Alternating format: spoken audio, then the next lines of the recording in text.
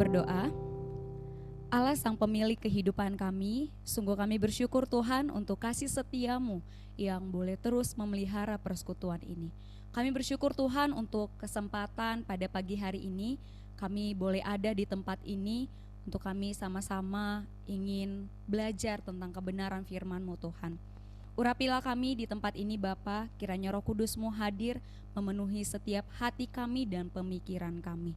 Kami mau menyerahkan ibadah ke depan ke dalam tangan pengasihan-Mu, kiranya Roh Kudus-Mu yang pimpin dan tetap sertai. Ini menjadi doa kami, dalam Kristus Yesus kami telah berdoa dan mengucap syukur. Amin.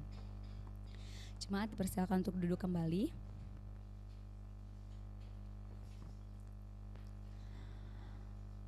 Mazmur 8 ayat 5 mengatakan, apakah manusia sehingga engkau mengingatnya? Apakah anak manusia sehingga engkau mengindahkannya? Sungguh menyadari hanya karena anugerahnya kita ada sampai saat ini. Aku mempersilahkan kita untuk mengambil sikap berdoa. Mari mengaku dosa di hadapannya.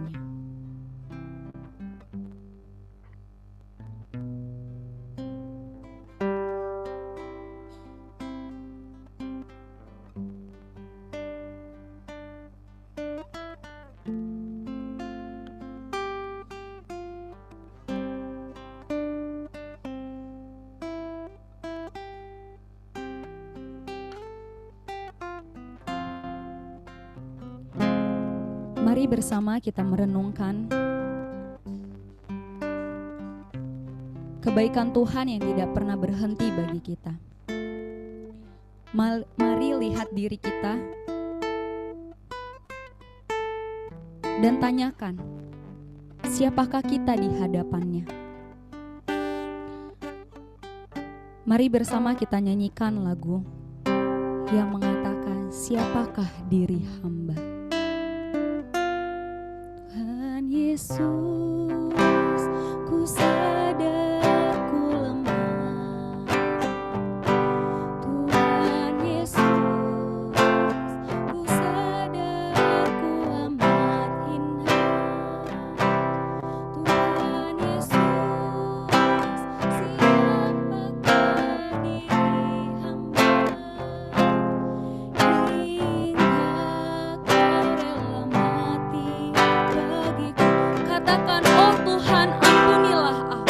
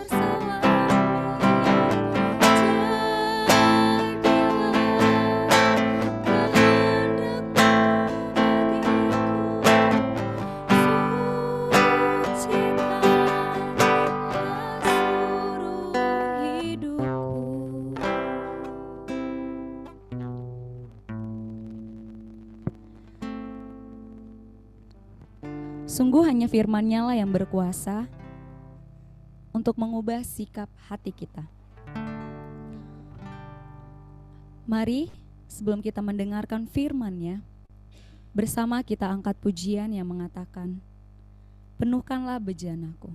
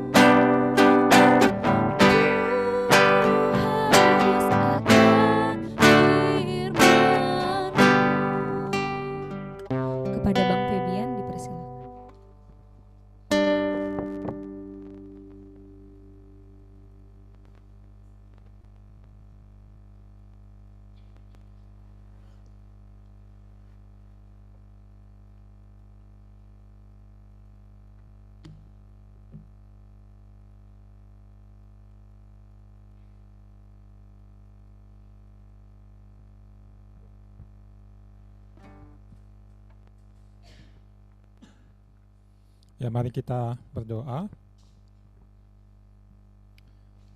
Bapak, kami bersyukur kembali kami mendapatkan kesempatan dari-Mu untuk sama-sama belajar dari bagian selanjutnya kitab Daniel dalam Bible Study Club kami. Kami sungguh bersyukur dan sungguh memohon berkat Tuhan, kiranya Tuhan menolong kami bisa memahami kebenaran firman-Mu dan nantinya menerapkannya di dalam hidup kami. Sungguh memohon kiranya Tuhan berbicara, Tuhan mengajar kami masing-masing. Dan Roh Kudus menerangi hati pikiran kami, memampukan kami mengerti, juga nantinya memimpin kami untuk menerapkan firman-Mu ini. Di dalam nama Yesus kami berdoa. Amin. Ya, selamat pagi teman-teman. Ya, senang kita bisa kembali ya bertemu dalam BSC setelah bulan Juli libur ya. Bulan Juli libur karena ada banyak kegiatan yang saya mesti ikuti, pelayanan-pelayanan juga, jadinya ya kita baru bisa ketemu di Agustus ini. Ya, oke, kita akan belajar dari pasal 4 ya teman-teman ya. Kita masuk pasal 4, kita sudah kemarin terakhir belajar dari Daniel pasal 3.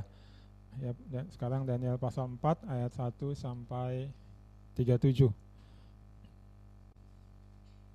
Kita baca sebagian saja terlebih dahulu ya perikopnya ya. Daniel 4 kita baca ayat 1 sampai ayat 7 saja Ya. Kita baca bergantian ya teman-teman ya. Saya ayat 1, teman-teman ayat 2, terus sampai ayat 7. Ya, oke, saya terlebih dahulu ya. Daniel 4 ayat 1. Dari Raja Nebukadnezar kepada orang-orang dari segala bangsa, suku bangsa dan bahasa yang diam di seluruh bumi. Bertambah-tambahlah kiranya kesejahteraanmu.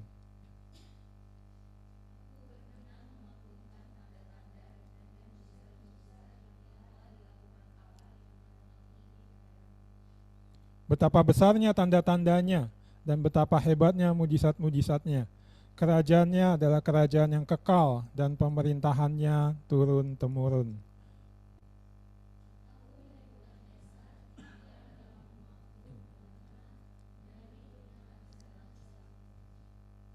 Lalu aku mendapat mimpi yang mengejutkan aku, dan hayalanku di tempat tidurku serta penglihatan-penglihatan yang kulihat menggelisahkan aku.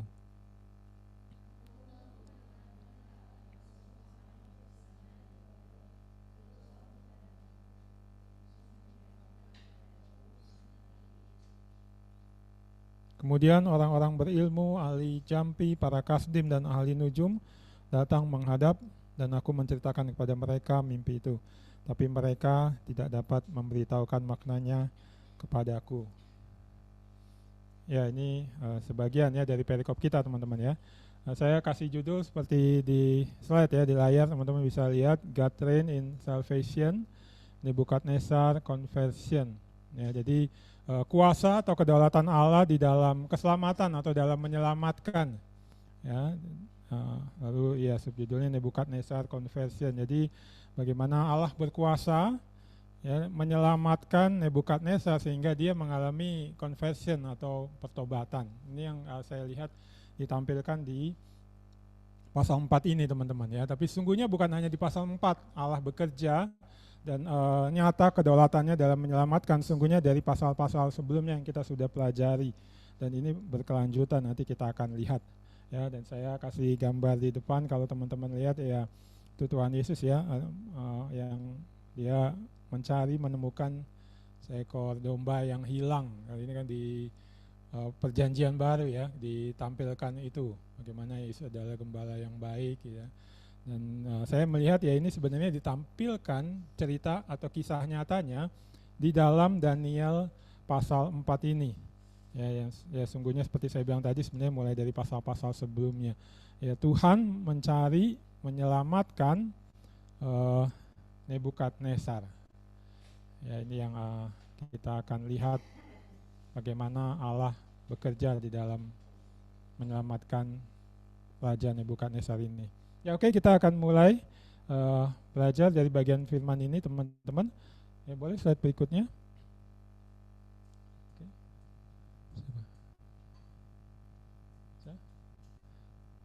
Ya, ini saya mau mulai dari ini ya teman-teman ya, sudah bisa lihat ya di layar ya. Bisa lihat gambarnya jelas ya, itu ada kecelakaan ya. Mobil dan motor hancur-hancuran ya. Lalu ya saya tulis di situ ada seberapa jauh Allah akan berusaha agar pesannya tersampaikan. Ya, seberapa jauh Allah akan berusaha agar pesannya tersampaikan ya. Jadi kalau kita lihat di dalam hidup ini, sebenarnya Allah menyampaikan pesan-pesannya ya tentang dia itu ada, dia ingin menyelamatkan, dia ingin orang bertobat kembali kepada dia, dan itu selalu dia sampaikan kepada umat manusia. Ya, cuma mungkin pertanyaannya adalah seberapa jauh Allah akan berusaha gitu menyampaikan pesannya ini, bahwa dia ingin manusia selamat itu kembali kepada dia, hidup bagi dia. Nah, saya mau ngangkat dari satu sharing sebenarnya yang saya dengar ya teman-teman ya. Waktu itu saya lagi melayani bersama tim PA ya, kami melayani di Bangka Belitung ya, mengadakan retret PA induktif. Waktu itu saya melayani di situ bersama ada 3 orang tim PA ya, ini anak saya Yeremia juga ikut. Lalu ya biasalah training berjalan gitu ya. Lalu di satu sesi presentasi hasil PA, jadi PA-nya kan seperti biasa ya, kalau retret PA induktif kami bikin latihan itu di dalam kelompok-kelompok. Nah, di sana di Bangka Belitung itu juga demikian. ada latihan-latihan di dalam kelompok, lalu kemudian sharing secara pleno. Beberapa kelompok diminta untuk men-sharingkan hasil PA-nya.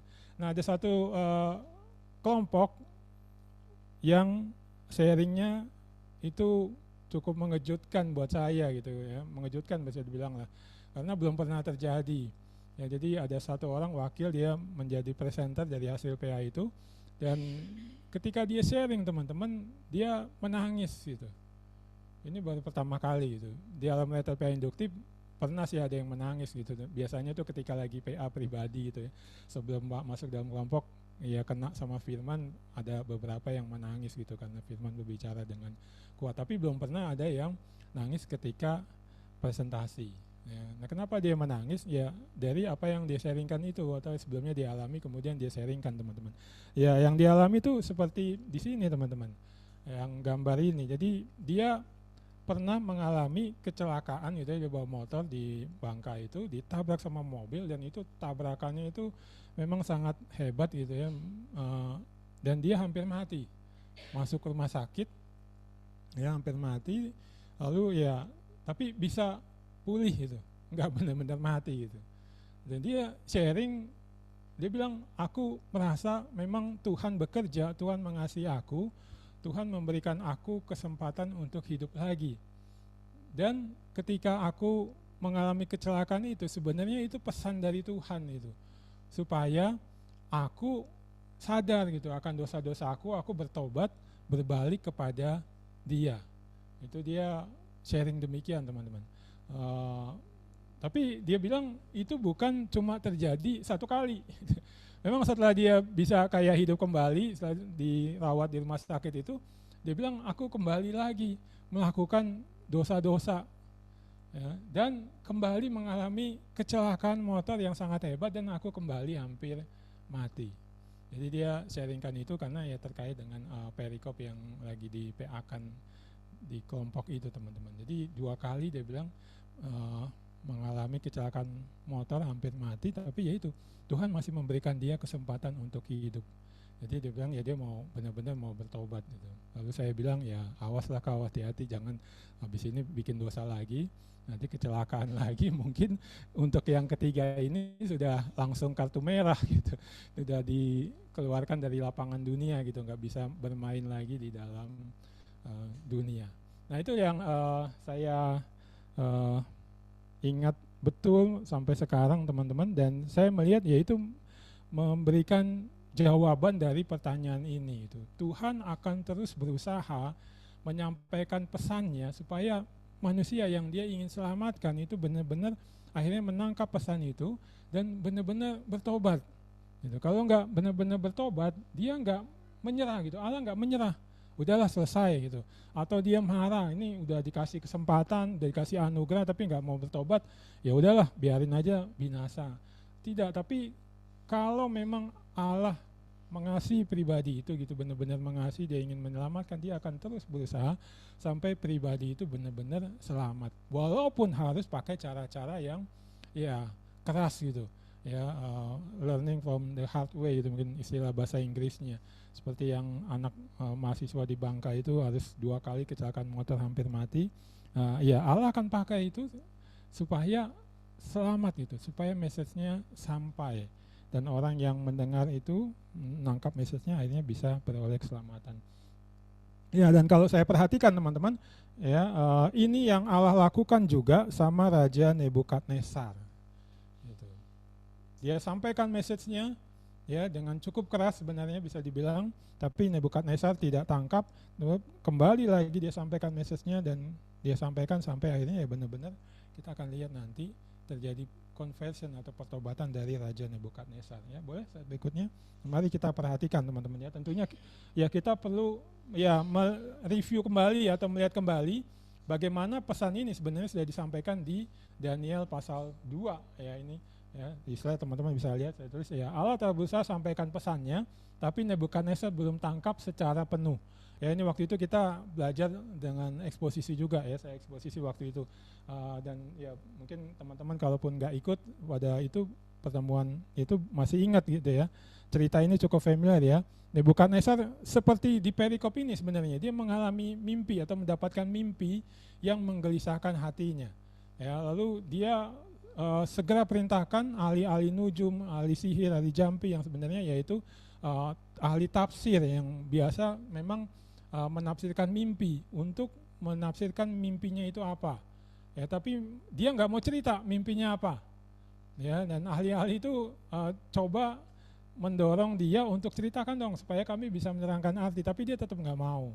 Ya, dan akhirnya marah Nebukadnezar lalu mau dibantai semuanya, dihukum mati semuanya karena tidak bisa menerangkan mimpinya dia. Ya, bahkan menceritakan mimpinya aja juga mereka nggak bisa. Ya, tapi kita bisa melihat Allah bekerja mendorong Daniel atau menggerakkan Daniel untuk tampil menerangkan arti mimpi itu.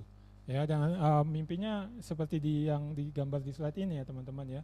Nebukadnezar melihat ada patung tinggi besar, kepalanya dari emas. Ya, lalu Daniel menerangkan bahwa kepala dari emas itu sebenarnya melambangkan kerajaannya Nebukadnezar, kerajaan Babel yang jaya besar, ya, kaya, ya, berkuasa atas banyak bangsa.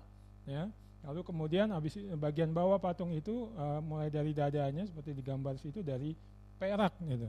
Dan itu melambangkan kerajaan berikutnya yang mengalahkan Babel, yaitu kerajaan Persia. Tapi Persia tidak semegah atau tidak sehebat Babel, makanya perak. Lalu nanti habis itu kakinya, yaitu seperti digambar itu dari perunggu, ya, menggambarkan kerajaan Yunani. Itu para ahli menafsirkannya demikian. Kerajaan Yunani itu juga kerajaan besar, superpower yang tampil setelah Persia, mengalahkan Persia. Mereka berkuasa tapi juga tidak sekuat Persia ataupun sekuat Babel, makanya digambarkan dari perunggu. Lalu nanti kakinya, ya, bagian kaki yang atas gitu ya, paha itu dari besi, itu menggambarkan kerajaan Romawi, kerajaan yang kuat, ya, yang ya sekuat besi lah, juga bisa dibilang sekejam gambarannya besi itu yang akan menghancurkan segala sesuatu.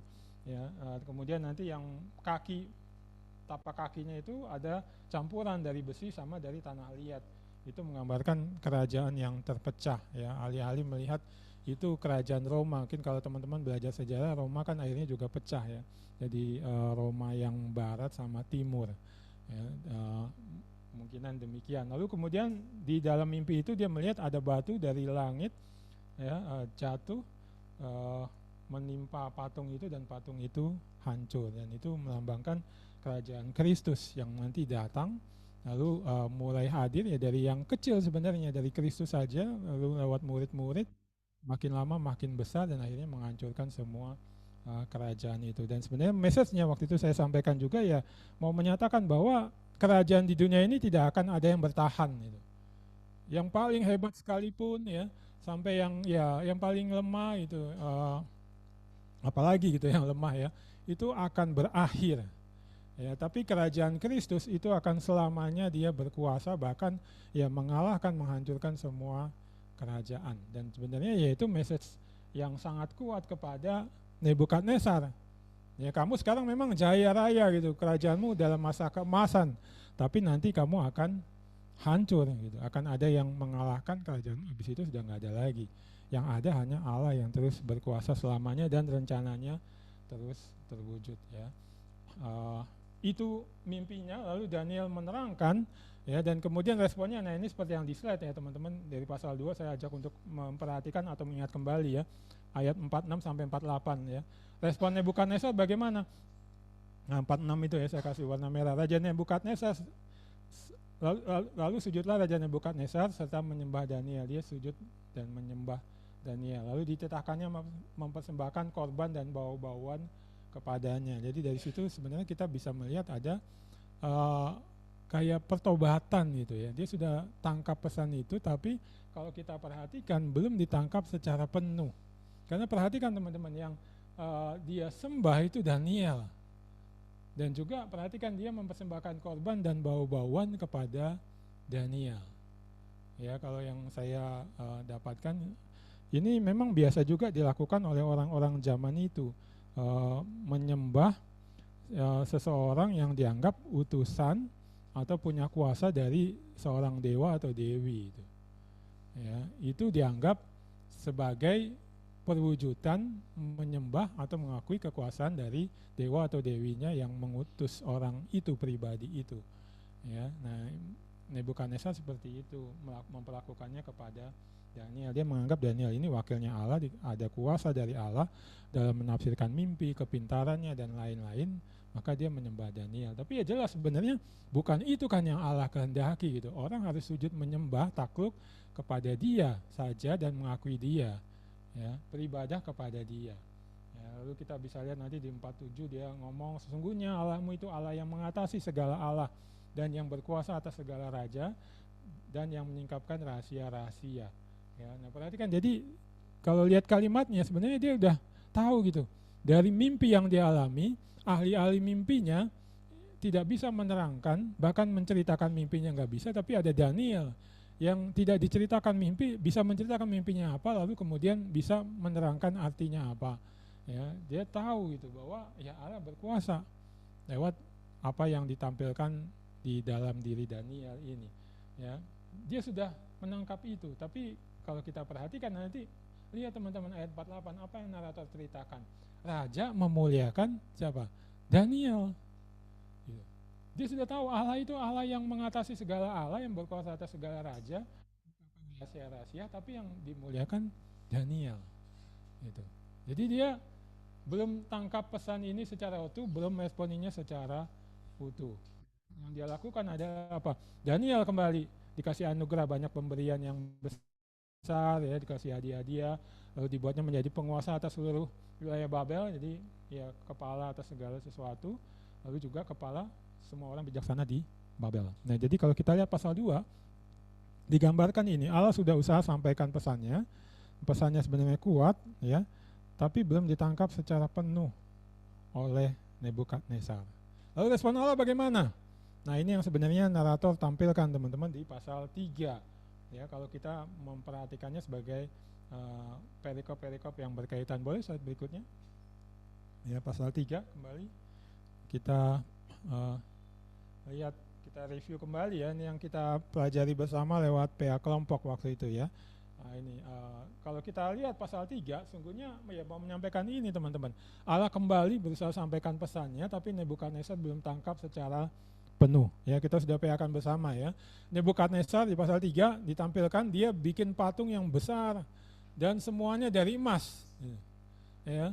Nah, di situ tidak dijelaskan sih kenapa dia membuat patung itu, narator tidak menjelaskan secara langsung. Tapi kalau kita connect dengan pasal sebelumnya, pasal 2, dia mimpi ada patung besar yang kepalanya itu dari emas, lalu sudah diterangkan bahwa dari kepala dari emas itu adalah kamu, Nebukadnezar, kerajaanmu yang berkuasa. Nah, itu bisa cukup valid gitu ya, ditafsirkan sebenarnya patung itu adalah patung yang dia buat untuk menjawab dan melawan apa yang Allah nyatakan di pasal 2 itu. Ya. Allah bilang kamu memang sekarang dalam zaman kemasan, tapi habis itu akan kalah sama Persia. Persia akan kalah lagi sama ini. Sudah nggak diingat lagi kerajaanmu.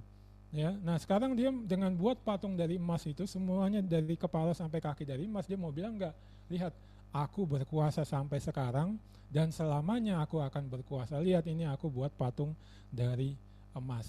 Ya, lalu teman-teman bisa lihat dia lakukan apa. Seluruh bangsa yang ada di bawah kuasanya disuruh datang, lalu suruh sujud menyembah. Ya, termasuk penguasa-penguasa di Babel ya, Sadrak, Mesak, Abednego yang sebelumnya sudah dikasih posisi karena Daniel meminta. Ya, tadi ingat yang tadi pasal 2 ujung, Daniel dikasih kuasa, Daniel minta, 3 temannya dikasih kuasa juga. Mereka juga disuruh datang dan ikut menyembah. Tapi mereka nggak mau. Ya, mereka nggak mau, ini cukup familiar ya ceritanya, mereka nggak mau, lalu ditanya, benar ya kamu nggak mau nyembah?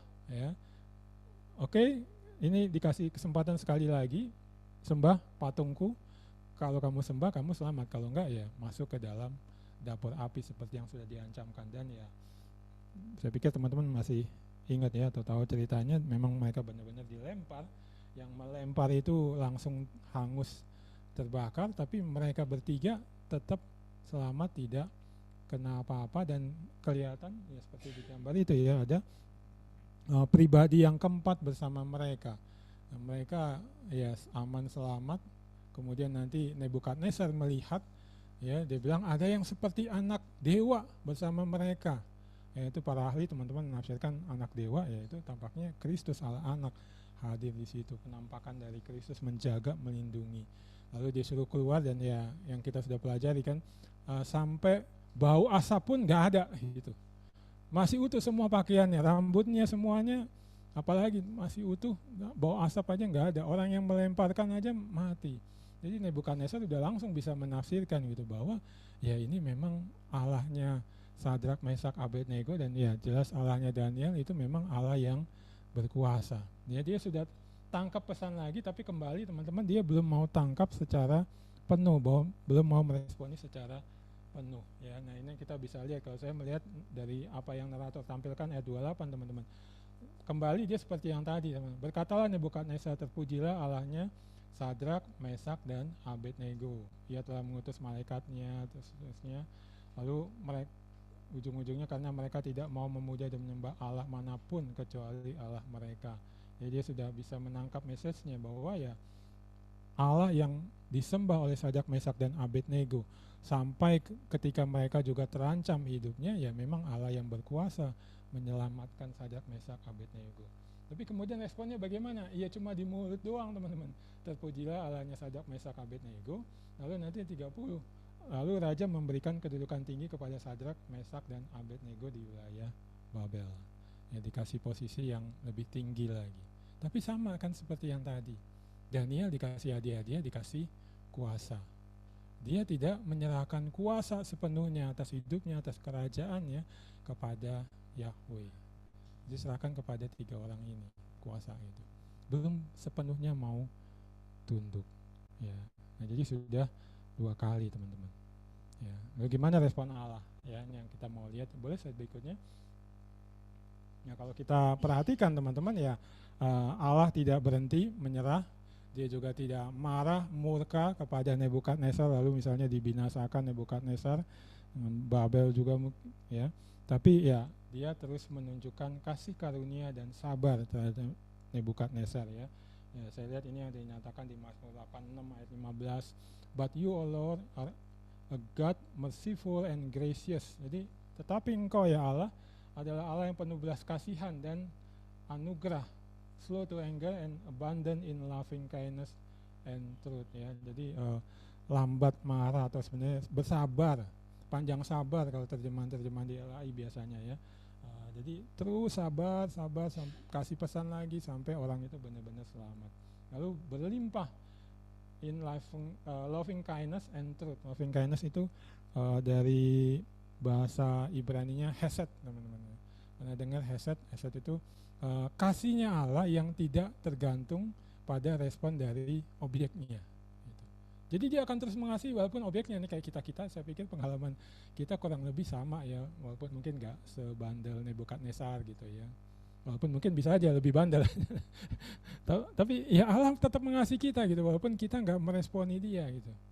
Kita mungkin malah makin bandel, makin melawan dia atau mengabaikan, atau ya setengah-setengah kan Nebukadnezar, tapi dia tetap bersabar sampai akhirnya kita benar-benar tangkap benar-benar pesannya dan responi di dalam hidup ya.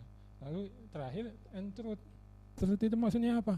Dia Allah yang benar dan adil, dia tetap berlaku benar dan adil, dan ini yang kita lihat dialami oleh Nebukadnezar. Allah berlaku benar dan adil, terus dikasih kesempatan ya, termasuk juga tentunya yang kita lihat ya, dia nanti terutama di bagian ini ya, ketika nggak meresponi akan ada konsekuensi yang mesti ditanggung oleh Nebukadnezar. Nah ini pesan besar Alkitab teman-teman yang lewat cerita yang kita pelajari pagi ini kembali ditampilkan kepada kita. Berarti kita harusnya ya benar-benar menangkap, meyakini ini gitu. Entah buat diri kita sendiri atau orang-orang yang kita rindukan gitu. Atau Allah sudah taruh mereka di hati kita ya. Dan Allah sudah kasih tahu ke kita gitu bahwa ayo ini ada bagianmu, sampaikan pesan Injilku lewat perkataanmu atau lewat cara hidupmu supaya mereka bertobat, mereka selamat kembali kepadaku. Kalau kita melihat mereka gitu ya, itu mungkin kita sendiri gitu ya, tentunya bukan dalam kasus pertobatan ya, saya yakin teman-teman yang ikut BSD udah bertobat gitu, percaya kepada Kristus, meninggalkan dosa, tapi ya kita kan masih dalam proses ya, ada bagian-bagian dari kita yang masih dalam proses pengudusan. Mungkin di dalam bagian-bagian tertentu kita bandel gitu sampai sekarang ya, atau mungkin udah pernah satu titik bertobat kembali gitu ya kepada Tuhan, coba hidup benar sesuai dengan kehendak Tuhan, tapi ada titik kita kayak terpeleset kembali gitu, setback gitu, masuk lagi ke dalam kebiasaan-kebiasaan lama itu. Nah, kita nggak perlu takut, nggak perlu mundur melarikan diri. Kita bisa meyakini bahwa ya Allah itu seperti ini, Dia akan terus tunjukkan kasih karunia-Nya dan sabar ya terhadap kita. Ya, apalagi yang kita sudah diselamatkan, Dia sudah korbankan Kristus, putra tunggalnya di kayu salib, ya Dia nggak akan berhenti itu bekerja sampai kita sempurna ya, ataupun kepada orang yang Dia mau jangkau.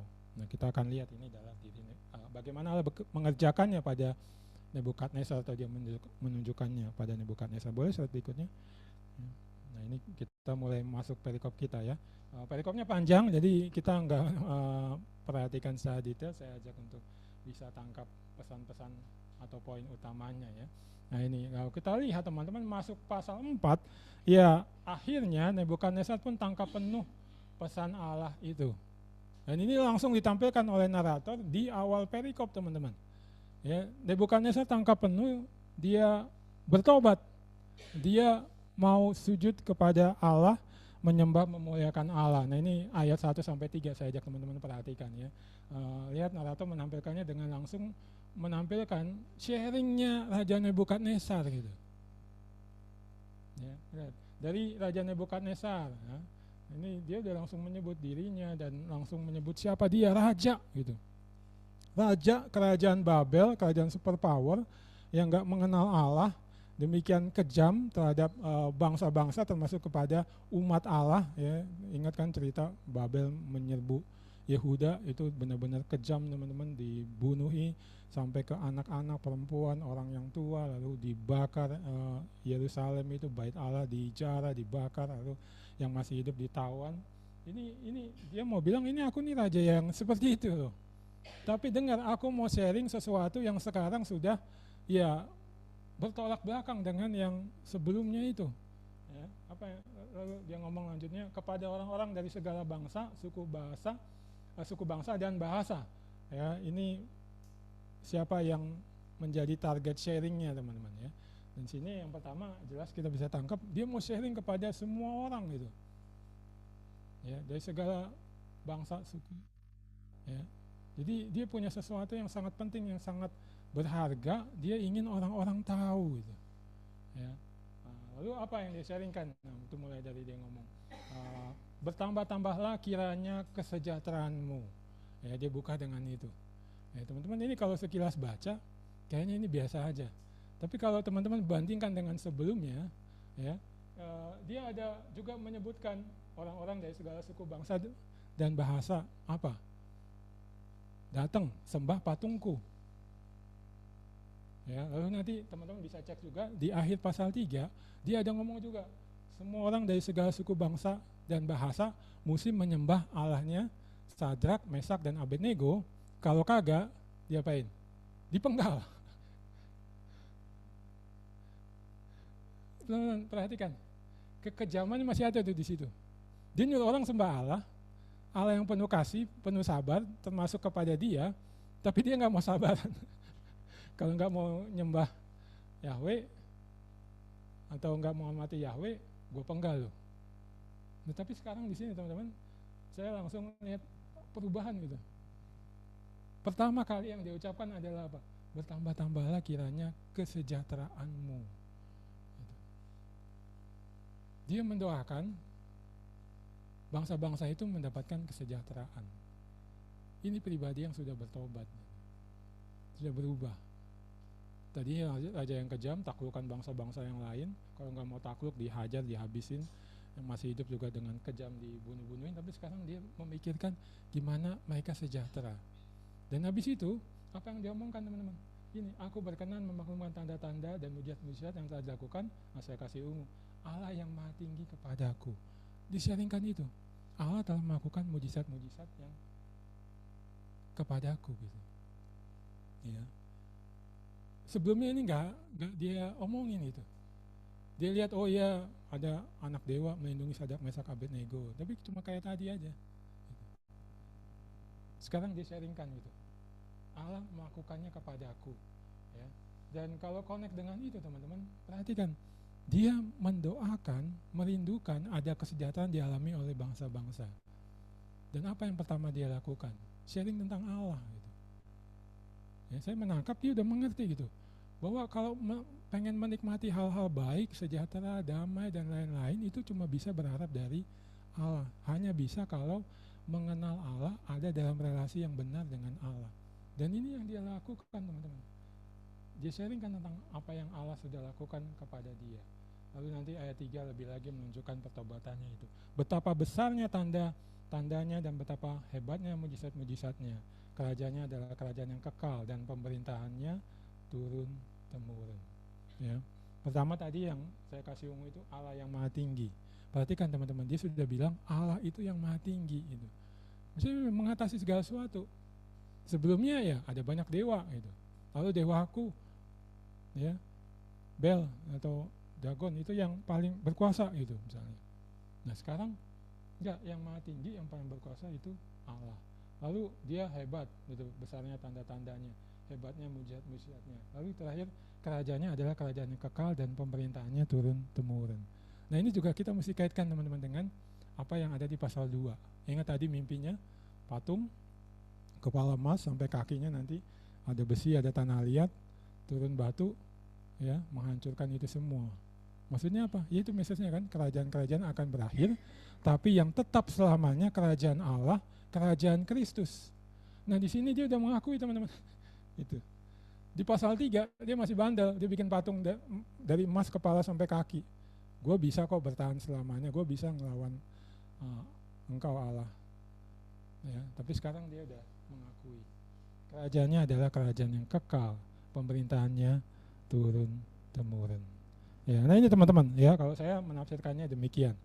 Ya, mungkin kalau teman-teman dengar-dengar atau baca-baca masih ada banyak pendapat tentang ini. Maksudnya ada yang berpendapat, oh enggak kok Nebukadnezar enggak sampai benar-benar bertobat. Tapi kalau saya melihat ini ditampilkan, oh bukan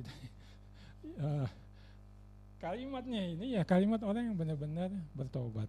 Ya, dan nanti kita bisa lihat di bagian-bagian selanjutnya menambahkan itu lebih lagi. Ya, boleh slide berikutnya. Ya, kita masuk lewat ke bagian selanjutnya. Boleh. Ada masalah? Enggak. Ya, ini. Kenapa dia sampai menyebut Allah yang maha tinggi lalu mengakui kuasanya yang kekal selamanya itu? Nah, dia ceritakan selanjutnya dalam sharingnya teman-teman ya. Nah, Nebukadnezar intinya kalau saya melihatnya demikian, men-sharingkan bahwa Allah gelisahkan hatinya dia, ya, lebih kuat lagi. Ya, sebelumnya ada digelisahkan tuh yang di pasal 2, kasih mimpi, sampai dia mau bunuh semua ahli-ahlinya itu yang sebenarnya andalannya dia, yang dikasih pendidikan tinggi, dikasih fasilitas-fasilitas mau dia bantai, termasuk Daniel dan kawan-kawan. Ya, kita bisa lihat itu pasal 3 juga, ya. Tapi ini lebih kuat lagi, ya. Lewat cara yang sama tapi ya. Lihat ayat 4. Aku Nebukadnezar diam dalam rumahku dengan tenang, maksudnya dia lagi enak-enak ya di puncak kekuasaannya, di istana yang megah, mewah, rileks, santai, nikmati banyak hal ya. Lalu hidup dengan senang dalam istanaku, pokoknya senang-senang, happy-happy, dan mungkin dia berpikir selamanya gue akan happy terus gitu, nggak ada yang bisa mengalahkan gue. Ya, lihat patung emas sudah gue dirikan sebelumnya ya. Lalu 5, tapi tiba-tiba ya aku mendapat mimpi yang mengejutkan aku ya, dan khayalanku di tempat tidurku serta penglihatan-penglihatannya yang kulihat menggelisahkan hatiku. Dia dapat mimpi yang mengejutkan atau menggelisahkan dia. Kalau perhatikan terjemahan Inggris ini lebih mendekati teks aslinya teman-teman ya. I saw a dream which made me afraid. Dia membuat aku takut gitu. Ya, takut. Dan perhatikan teman-teman, kalau di sebelumnya yang pasal 2 dia mimpi nggak sampai keluar, aku takut gitu. Ini dia bilang aku takut. Dan ditambahin lagi nanti, and the thought on my bed, ya, and the vision of my head. Kalau lagi hayalanku di tempat tidur, ya, itu kurang tepat ya teman-teman ya. Jadi jangan pikirnya cuma hayalan, tapi ini mimpinya dia, visi yang dia lihat. Ya, trouble me, ya, trouble me, menyusahkan aku. Ini kembali teman-teman, 2 kali dia utarakan secara langsung, secara resmi loh. Perhatikan tadi, aku Raja Nebukadnezar, itu kalimat resmi sharing seorang raja. Jadi benar-benar Allah gelisahkan hatinya dengan kuat. Ya, nah ini yang Allah akan kerjakan teman-teman ya.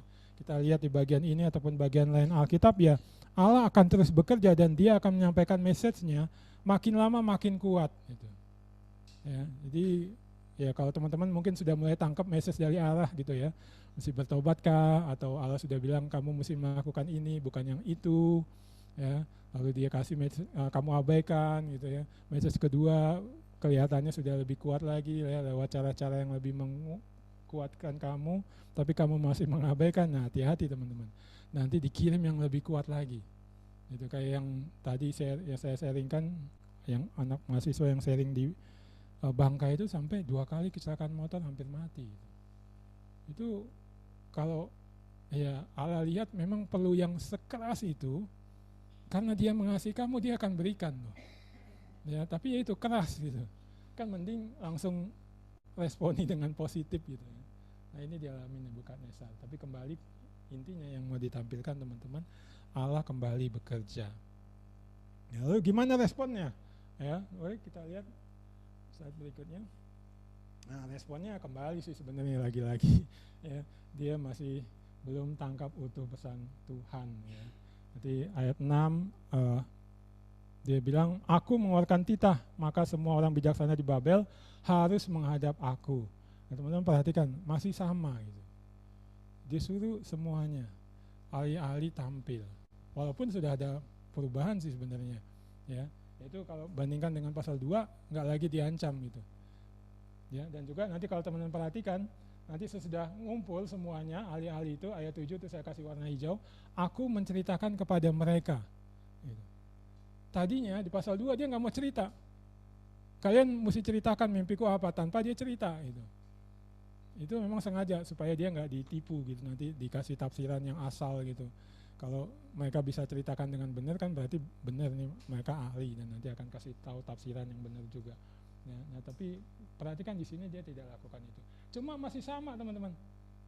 Yaitu apa? Dia mengandalkan ahli-ahli mimpi ini.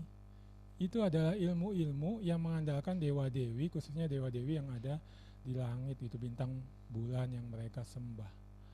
Jadi dia masih ya, nggak mau sujud kepada Allah, nggak mau langsung misalnya tanya kepada Allah yang sudah 2 kali sebenarnya berbicara dengan keras kepada dia. Baru setelah dia ngalamin, mereka tidak dapat memberitahukan kepada dia maknanya. Ya, Daniel datang, dia minta Daniel menceritakan kepada dia. Ya, udah nggak ada jalan keluar lagi, dan satu-satunya Daniel yang adalah alatnya Allah yang bisa menerangkan, baru dia minta itu. Ya. Nah, ini masih belum tangkap utuh sebenarnya di sini. Dan nanti kita lihat ini memang demikian adanya. Boleh saat berikutnya? Ya, lalu ya Daniel tampil. Nah ini teman-teman yang bagian panjang kita nggak baca tadi, saya juga nggak bahas secara detail. Baru dia ceritakan mimpinya kepada Daniel ya. Nah, mimpinya seperti gambar di situ ya, ilustrasinya ya. Ada pohon tinggi besar, tinggi sekali, dan bahkan makin lama makin tumbuh besar. Lalu ada daunnya ya, teman-teman bisa lihat di ayat-ayat di situ ya. Daunnya itu indah ya. Lalu ada banyak buah-buah yang bisa dimakan yang sangat bergizi gitu lah sebenarnya maksud teksnya ya. Lalu ada banyak hewan-hewan hidup di bawah pohon ini berlindung ya, dan juga nanti ada burung-burung bertengger di ranting-rantingnya dan hidup dari pohon itu. Dan kalau teman-teman perhatikan itu dibilang pohon itu ada di tengah dunia, atau kalau di dalam bahasa aslinya bisa sebenarnya diartikan ada di tengah dunia, atau pohon itu merupakan pusat dunia gitu. Ya.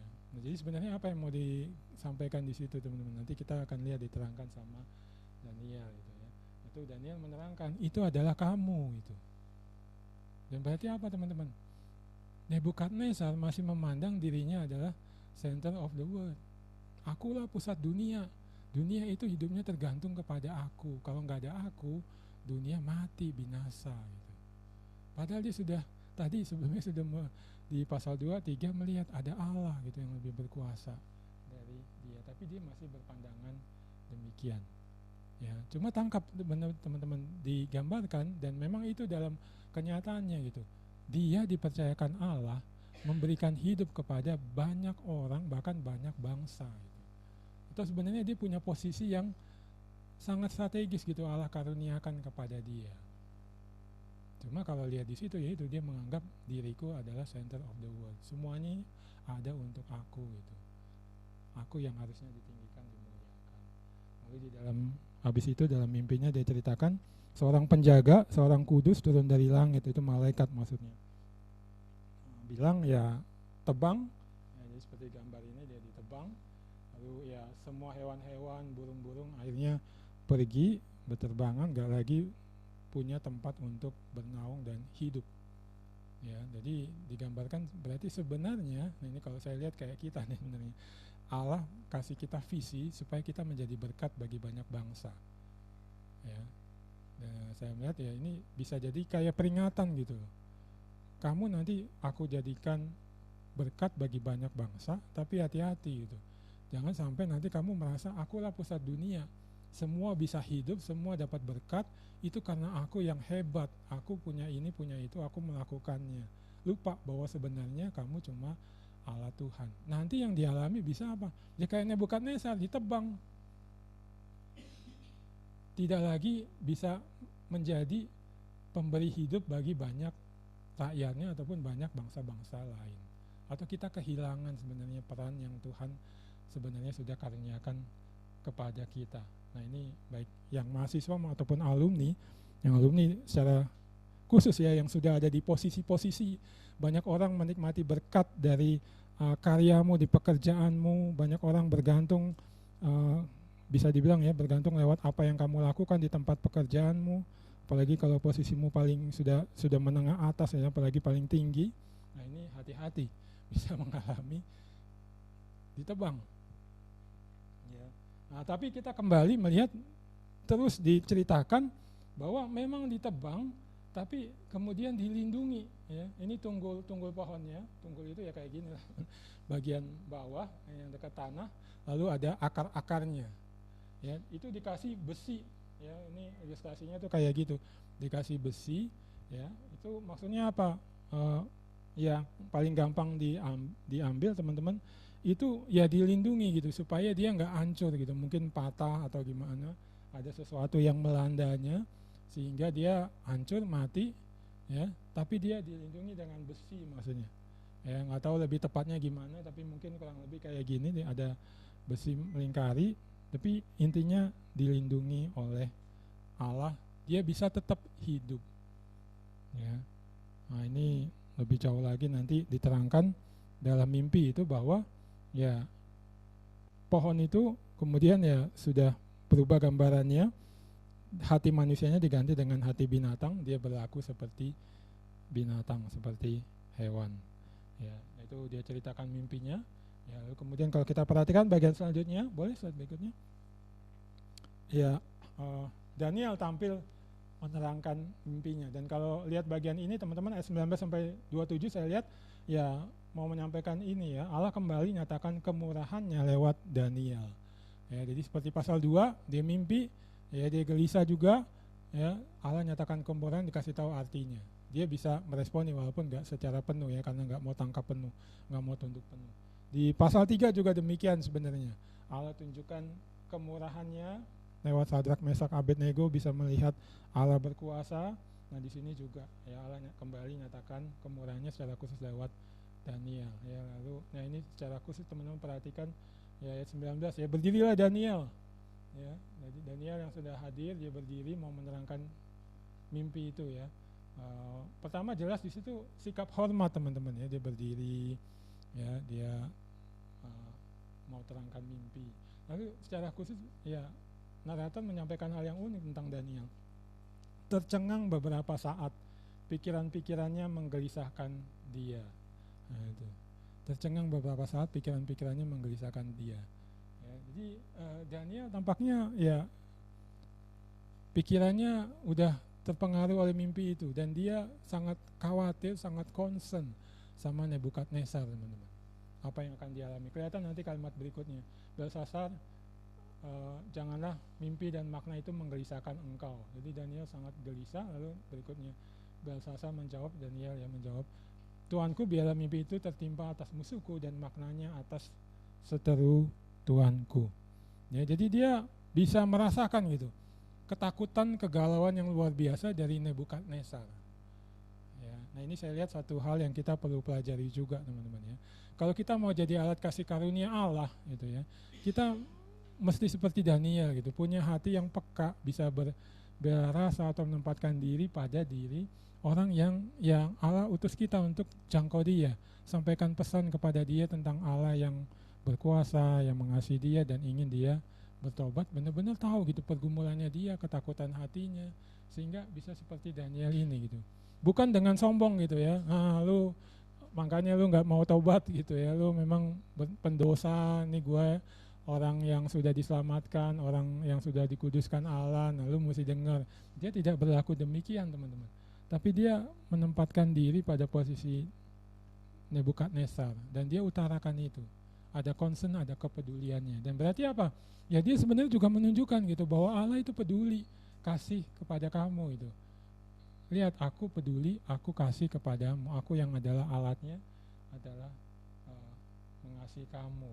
Nah ini teman-teman satu pelajaran juga ya, kalau kita memang rindu menjangkau orang ya kita mesti punya hati seperti Allah gitu, bisa menyatakan kasih Allah, concern Allah kepada orang yang Allah ingin kita jangkau bagi dia ya. Lalu baru habis itu Daniel ngomong mimpi itu apa ya.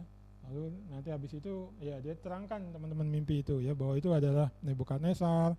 Lalu nanti Nebukadnezar akan mengalami seperti pohon itu ditebang ya, kerajaan diambil dari dia ya, dia bahkan jadi seperti hewan ya.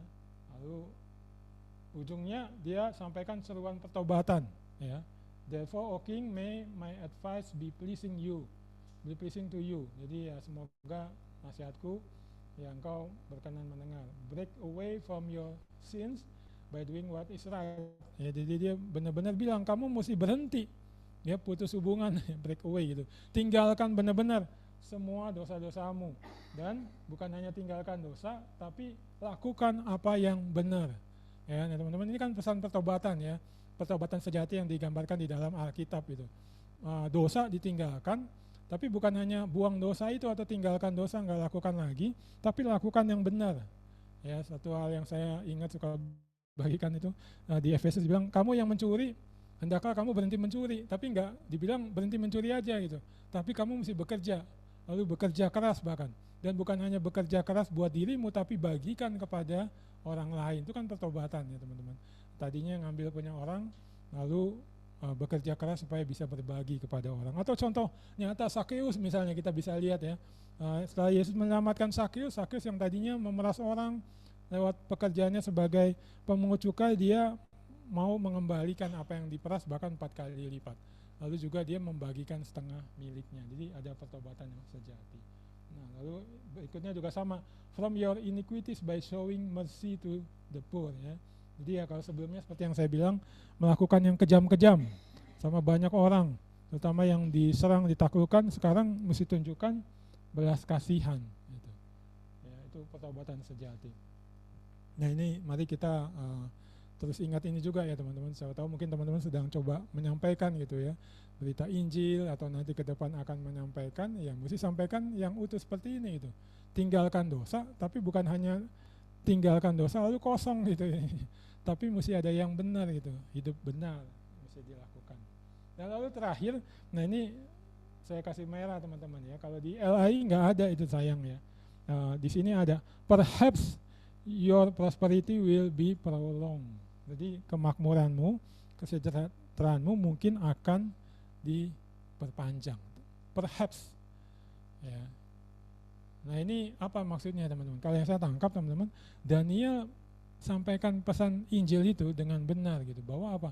Semuanya itu tergantung kepada anugerah Allah. Gitu. Ya kalau kamu bertobat, lakukan yang benar, nanti tergantung kepada Allah gitu. Apakah kamu akan terus bertahta, berkuasa? Nah itu disampaikan ini. Nah ini jangan lupa teman-teman, keselamatan itu kedaulatannya Allah, kayak tema yang kita pakai juga, kedaulatannya Allah gitu. Jadi bukan tergantung pada respon manusia juga gitu. Kalau Allah berkenan menyelamatkan, ya memang ada juga diminta ada respon yang benar, ya. Tapi tetap itu anugerahnya Allah, kedaulatannya Allah, ya. Nah ini jangan lupa sampaikan itu teman-teman.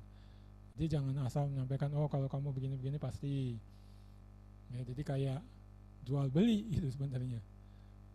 Lakukan ini maka Allah mesti begini. Lakukan ini. Enggak, itu tetap kedaulatannya Allah. Itu mesti tetap disampaikan supaya orang sadar bahwa dia kalau nantinya selamat itu sepenuhnya kedaulatannya Allah. Ya. Nah, lalu respon Nebukadnezar bagaimana? Ya. Oke, boleh. Harusnya sih ya jelas dia sudah meresponnya dengan positif ya.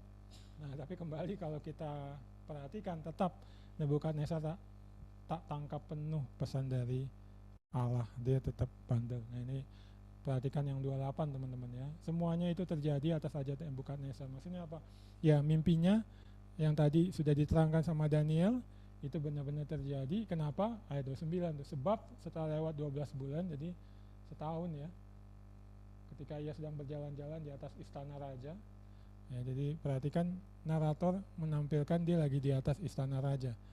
Tapi maksudnya bukan lagi kayak di genteng-genteng gitu jalan lompat-lompat, itu maksudnya di bagian yang datar gitu.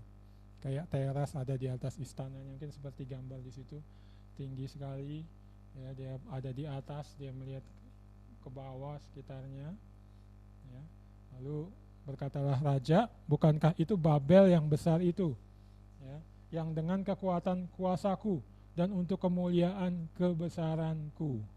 Ya, perhatikan teman-teman. Babel besar, ya, the Great Babylon kalau di beberapa terjemahan Inggrisnya. Dan itu adalah apa? Itu karena kuasaku, kekuatan kuasaku disebutkan gitu. Dan untuk kemuliaan kebesaranku. Jadi dia masih seperti yang sebelumnya atau kembali ke sebelumnya. Ini karena hebatku, karena kemampuanku, dan untuk kemuliaanku telah kubangun menjadi kota kerajaan, ya.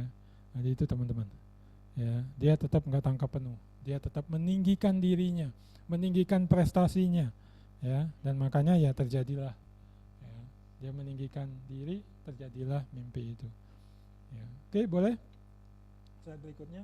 Nah dari bagian yang tadi itu teman-teman, ya saya lihat sih disampaikan kepada kita lewat perikop ini pagi ini, ya, bahaya besar yang ancam Nebukadnezar dan juga kita teman-teman, yaitu apa? Kesombongan itu. Kesombongan akan menghancurkan. Ya, ini Amsal 16 ayat 18 saya kutip, kecongkakan mendahului kehancuran dan tinggi hati, ini sinonimnya sebenarnya teman-teman, mendahului kejatuhan. Ya itu sama sebenarnya. Tapi dua kali itu maksudnya penekanan. Tangkap betul ini itu. Ya, penulis Amsal mau bilang kepada kita, kalau kamu congkak, kamu tinggi hati, kamu akan hancur, mengalami kejatuhan.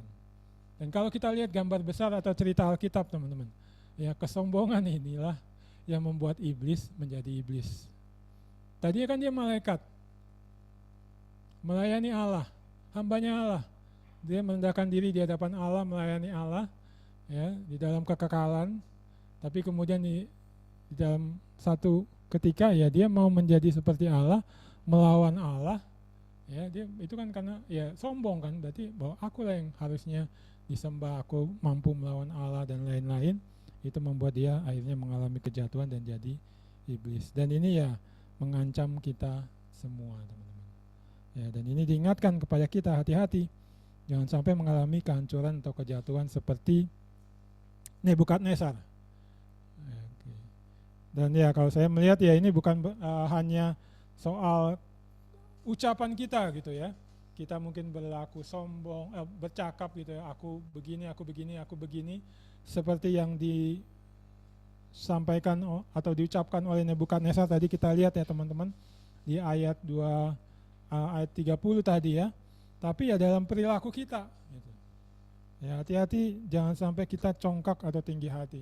Ya, aku sudah berkarya sedemikian rupa di perusahaan ini atau di persekutuan ini atau di gereja, ya, kantor ini atau perusahaan ini jadi besar, berdampak ini karena aku dan ini untuk aku.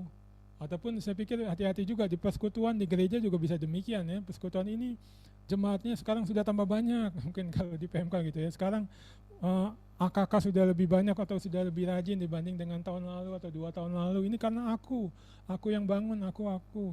Lalu nanti habis itu ya mungkin kita merasa ya ini karena aku berhasil, aku nggak perlu lagi yang lain, aku juga nggak perlu dengar-dengaran kepada Allah, ya ada yang kasih masukan dan lain-lain, kita nggak mau mendengarkan, ya. Nah ini hati-hati teman-teman, kejatuhan, kehancuran akan kita alami, ya. Dan kita lihat Nebukadnezar mengalami, ya. Boleh slide berikutnya, ya. Allah rendahkan Nebukadnezar sesuai sabdanya atau benar-benar dihancurkan. Ya. Nah, ini ayat 31. Raja belum habis bicara. Jadi maksudnya belum selesai ngomong dia. Masih ada kalimat lanjutan yang akan dia keluarkan, teman-teman. Langsung seperti dalam mimpi, malaikat hadir dan ngomong. Suara terdengar dari langit. Kepadamu dinyatakan ya Raja Nebukadnezar bahwa kerajaan telah beralih daripadamu. Langsung diambil. Yaitu yang tadi pohon besar, tinggi menjadi tempat hidup atau sumber hidup dari banyak orang dari berbagai bangsa, akhirnya dicabut, ya, ditebang, ya. Lalu ayat 32, engkau akan dihalau dari antara manusia dan tempat tinggalmu akan di antara binatang-binatang, ya. Di padang kepadamu akan diberikan makanan rumput seperti kepada lembu, ya. Jadi sangat direndahkan gitu ya. Bukan hanya diambil kuasanya gitu, dia jadi orang biasa misalnya, ya, tapi bukan orang lagi teman-teman, menjadi seperti hewan. Ya, itu yang tadi kalau di dalam mimpi dibilang dikasih hati binatang. Ya, dia benar-benar berlaku seperti binatang. Ya, kalau teman-teman mungkin baca pelajari ada banyak ahli yang bilang ini mungkin masalah mental gitu ya, gangguan-gangguan mental, gangguan jiwa yang membuat orang merasa seperti hewan. Ya, ada yang seperti sapi atau seperti raja wali kah dan lain-lain, ya. Tapi itu kita nggak tahu pastinya kayak apa gitu. Penyakit apa yang dialami atau dibikin gila pikirannya seperti menjadi seperti apa oleh Allah. Tapi yang jelas dia benar-benar direndahkan serendah-rendahnya gitu. Bayangin dari raja kerajaan superpower, semuanya hidup bergantung pada dia seperti gambaran mimpi itu, sekarang ya dia seperti yang lain tadi, tapi dalam mimpi itu ya, hewan-hewan makan rumput dan sebagainya, lebih rendah daripada manusia, rendah serendah-rendahnya. Enggak ada yang lebih rendah lagi kayaknya dari sini ya. Kalau saya melihatnya demikian, dan sudah ditetapkan sampai 7 masa berlalu, ya. Tapi perhatikan, ini bukan sekedar Allah meluapkan murkanya itu. Ini udah sampai sekian kali, ini berkali-kali gue ngomong, gue pakai Daniel, gue pakai Sadrak, Mesak, Abednego, pakai Daniel lagi supaya ngerti, supaya bertobat, tapi nggak mau tobat-tobat juga, gue hancurin deh, enggak. Tapi perhatikan di ujungnya dibilang teman-teman, ya, hingga engkau mengakui bahwa yang maha tinggi berkuasa atas kerajaan manusia dan memberikannya kepada siapa yang dikehendakinya. Ya, ada tujuannya dihancurkan, direndahkan. Ya, ini Allah, seperti tadi berarti yang benar bahwa Allah itu memang dia panjang sabar, penuh kasih setia dan berlaku benar seperti yang dia rencanakan pada awalnya. Yaitu apa? Akhirnya Nebukadnezar bisa mengakui Allah itu yang maha tinggi. Dan satu lagi teman-teman yang secara langsung maupun gak langsung disampaikan apa? Dia jadi alatnya Allah untuk menyatakan siapa yang maha tinggi. Nah itu jadi apa? Ada rencana yang lebih besar, lebih istimewa, spesial ya, super spesial mungkin bisa dibilang Allah punya, dan Allah sedang bawa Nebukadnezar ke dalam penggenapannya ketika dia menghancurkan gitu. Ya. Nah, ini yang perlu kita pahami ya, saya lihat baik untuk diri kita sendiri teman-teman, nggak tahu apa pengalaman-pengalaman yang teman-teman pernah alami gitu ya, mungkin pernah ngalamin dihancurkan gitu ya. Kalau saya masih saya ingat, saya suka bagikan juga kalau khotbah di kampus atau di PMKJ dulu, saya juga merasa saya yang paling hebat gitu dalam mata pelajaran gitu, karena dari dulu kan ada ranking teman-teman ya, ranking 1 selalu saya dari SD sampai SMA gitu. Memang 1-2 kali pernah ada yang mengalahkan, tapi itu cuma di awal-awal aja biasanya. Pembagian rapor pertama misalnya saya jadi cuma juara 2 atau juara 3, tapi nanti habis itu rapat berikutnya sampai kenaikan kelas saya yang selalu kembali nomor 1 gitu. Saya sampai SMA, di SMA juga saya yang keterima di UI. Di SMA saya yang selain saya yang keterima di perguruan tinggi negeri cuma 1, dan dia di Sulawesi. Ngerti ya? Bukan kayak saya perguruan tinggi yang nomor 1 UI gitu di Depok gitu, tapi dia di Sulawesi sana. Yang lainnya nggak ada yang nembus ke perguruan tinggi negeri. Itu membuat saya makin merasa, oh saya segalanya ini, lupa gitu bahwa itu anugerah dari Tuhan. Dan habis itu yang saya alami apa teman-teman? Ya, sampai semester 5 itu saya nilai-nilainya banyak rantai C. Rantai karbon kalau kami bilang. Saya banyak nilai C, D juga, dan mesti ngulang yang D, E juga ada, ngulang sama angkatan berikutnya, nggak ada semester pendek waktu itu. Dan itulah yang Allah pakai untuk benar-benar memukul saya, menyadarkan saya bahwa ya saya sebenarnya bisa gitu ya. Itu karena Allah yang memberikan kemampuan, keterampilan. Ya, setelah saya menyadari itu, baru nilai-nilai kembali bagus, lulus juga dengan nilai yang terbaik. Ya. Nah ini Allah bisa pakai itu. Jadi kalau mungkin sekarang atau dulu lah ya, dulu pernah mengalami atau sekarang atau ke depan teman-teman akan mengalami direndahkan, sepertinya direndahkan, dihancurkan sedemikian rupa. Nah jangan langsung menganggap atau menjudge, apalagi udah langsung ngomong kepada banyak orang gitu ya, sharing kesaksian, Allah itu tidak seperti yang dinyatakan di Alkitab. Bukan Allah yang panjang sabar, yang benar, yang punya rencana yang baik. Ya, tetap yakini, jalannya aja dulu, nanti akan terbukti kok bahwa Allah rencananya baik, termasuk ketika kita dihancurkan. Ya itu kan kalau yang imagery lainnya di kitab Yeremia itu yang bejana dihancurkan itu. Nanti dibentuk kembali jadi bejana yang lebih indah yang bisa Allah pakai. Nah itu saya lihat, saya kayak dihancurkan gitu teman-teman, jadi bejana. Dan itu juga yang membuat saya akhirnya bisa menemukan itu panggilan saya bukan di bidang farmasi. Kalau misalnya nilai saya tetap bagus gitu ya, dari awal semester pertama cepat saya lulus. Nggak dapet tuh pengalaman di PMK, di kelompok kecil, sampai mendapatkan panggilan bahwa saya harus jadi hamba Tuhan full time. Ya, demikian juga terhadap orang-orang lain gitu. Teman-teman mungkin punya anggota keluarga, saudara, teman di kampus ya, di kantor atau tempat-tempat lain yang kayaknya teman-teman lihat tuh dihancurkan benar-benar oleh Allah. Nah itu mungkin Allah sedang memproses dia seperti Nebukadnezar gitu. Jadi jangan langsung juga menjudge Allah jahat, Allah udah nggak peduli dan lain-lain. Tunggu aja dulu.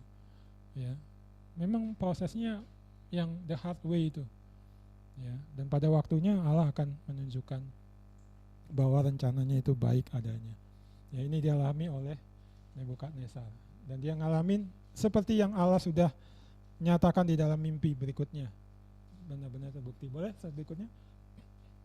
Ya ini bagian yang terakhir kita lihat ya dari perikop kita ayat 34 sampai 37 ya.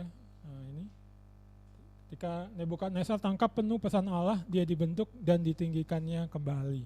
Nah ini ayat 34. Tetapi setelah lewat waktu yang ditentukan, aku Nebukadnezar menengadah ke langit. Nanti saya kasih warna merah. Teman-teman ingat tadi ya, kejadiannya dia meninggikan diri di mana? Di atas istana. Dan itu makanya saya pakai kalimat tadi, dia merasa dia on the top of the world. Dia yang paling tinggi, nggak ada yang lagi, semuanya di bawah. Dia rendahkan semuanya, dan di atas itu nggak ada, cuma gua doang gitu. Yahweh nggak ada, nggak berkuasa gitu.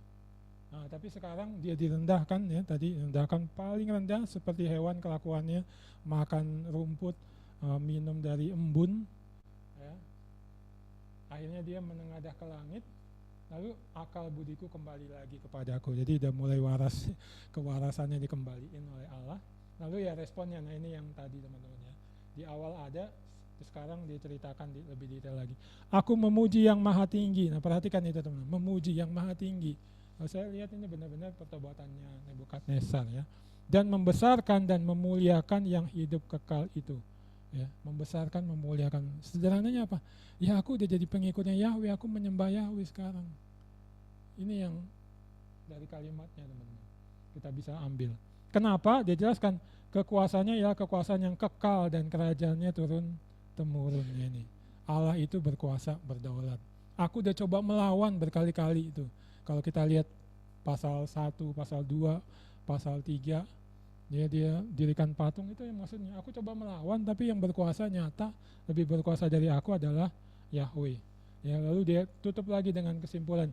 Jadi sekarang aku Nebukadnezar memuji, meninggikan dan memuliakan Raja Sorga. Nah itu teman-teman, tambahan lagi, Raja Sorga. Gitu.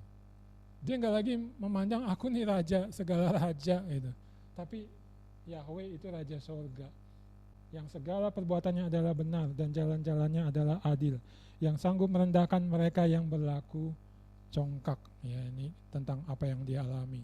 Tapi bukan hanya itu yang dia mau sampaikan. Kamu yang lain-lain juga nanti kalau melawan dia, ya akan direndahkan. Ya, nah ini teman-teman. Ya, dia dibentuk lalu ditinggikannya kembali. Orang yang melawan Allah terus melawan sampai saat-saat terakhir, tapi memang dia adalah objek dari kasih Allah, ya Allah akan menjangkau dan mengubahkannya. Ya, ini menurut saya juga kembali ya, Allah mendorong kita, menyemangati kita, memberikan jaminan kepada kita yang melayani ini di persekutuan gereja ya, di siswa, mahasiswa maupun alumni ya, bahwa ya ini loh yang Allah mau pakai kita untuk mengerjakan. Ya, jadi ya jangan menyerah gitu ya ketika kita menghadapi orang-orang yang ya bandel, jahat gitu, bahkan udah merasa dirinya yang paling top punya ya. Allah bisa ubahkan kok.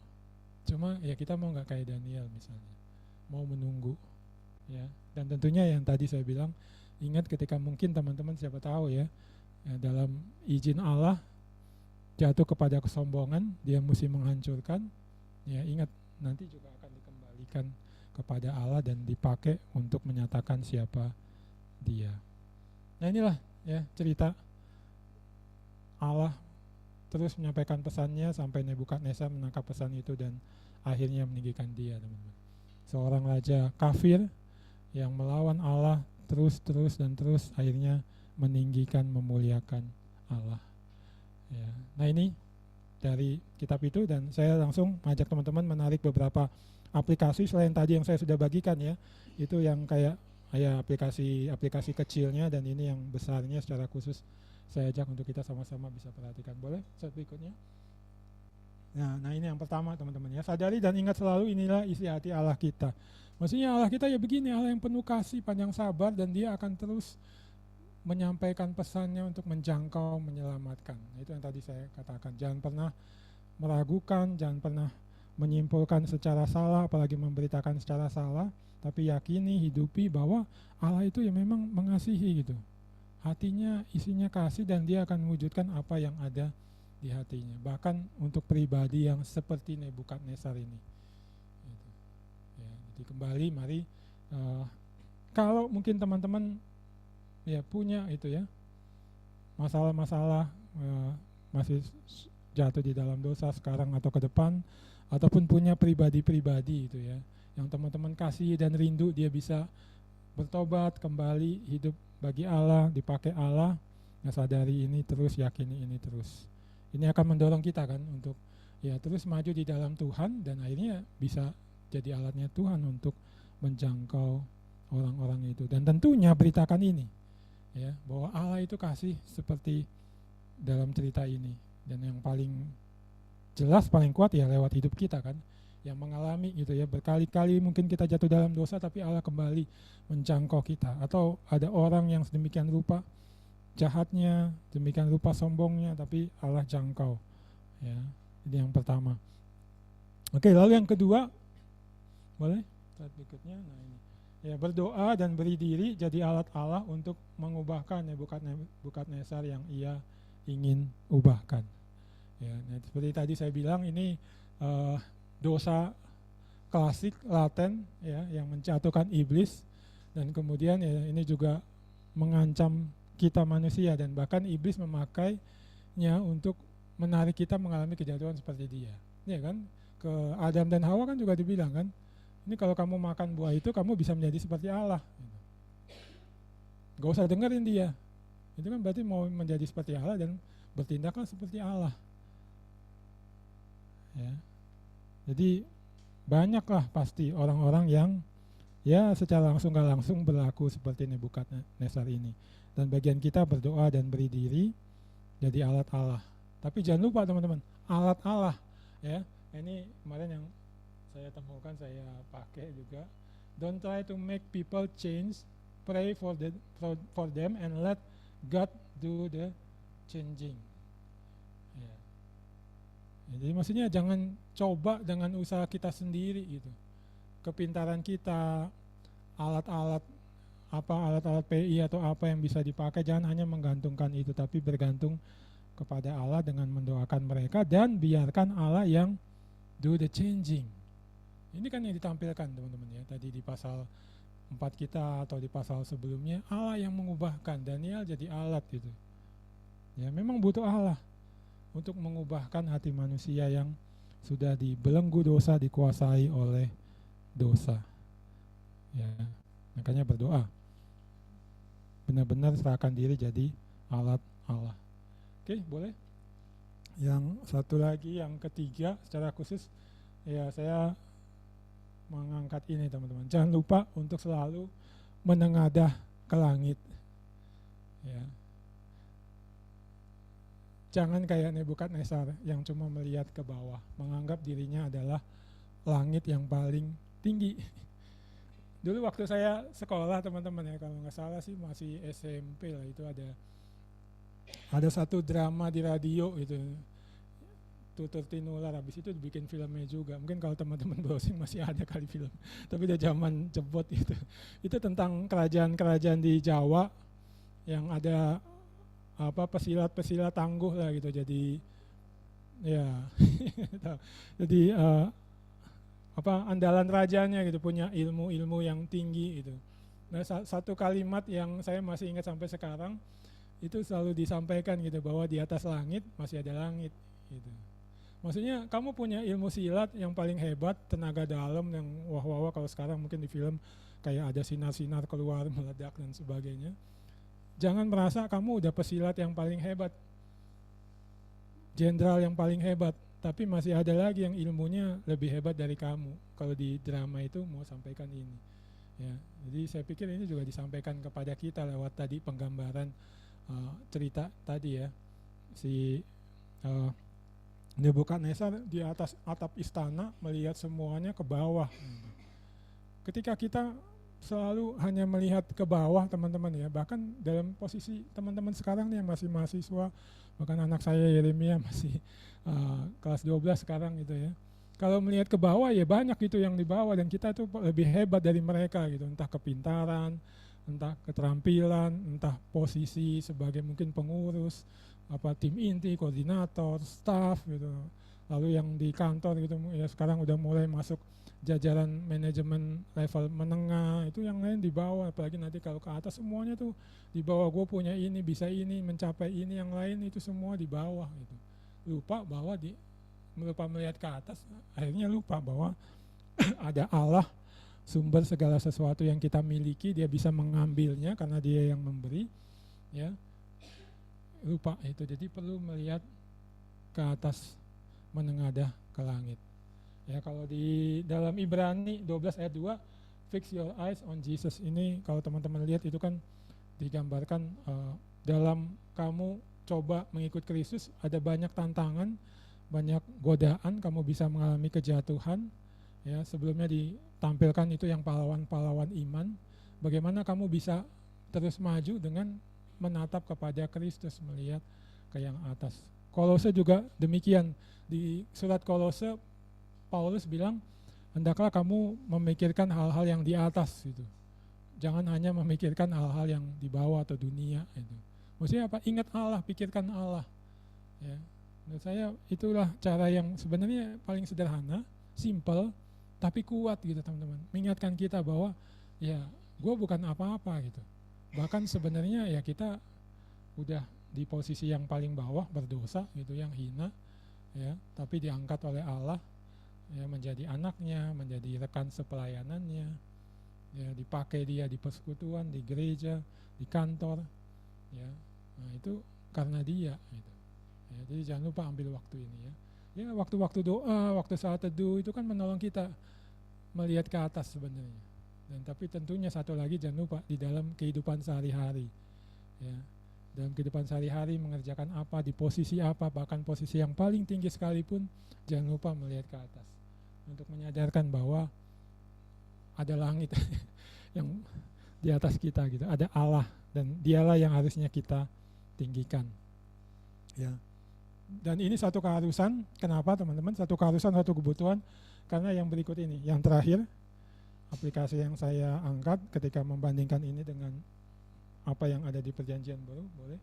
Nah ini, tangkap, ingat, dan saksikan selalu kontras antara Nebukadnezar dan Yesus Kristus. Ya, ini yang di Filipi teman-teman. Ya, ketika saya mempelajari ini, ingat ini. Ya, mempelajari perikop kita, ingat ini, gitu ya. Kalau Kristus beda dengan Nebukadnezar. Nebukadnezar dia meninggikan diri. Dia sebenarnya juga ya dari bawah kan. Dia lahir kan gak langsung raja gitu. Papanya memang raja, tapi dia lahir sebagai bayi yang biasa. Belum tentu juga dia bisa jadi raja. Bisa saudaranya yang merebut tahta ya. Atau bisa ada kerajaan lain mengalahkan waktu dia belum kuat kerajaannya. Tapi enggak, dia bisa naik terus. Itu karena Allah kan.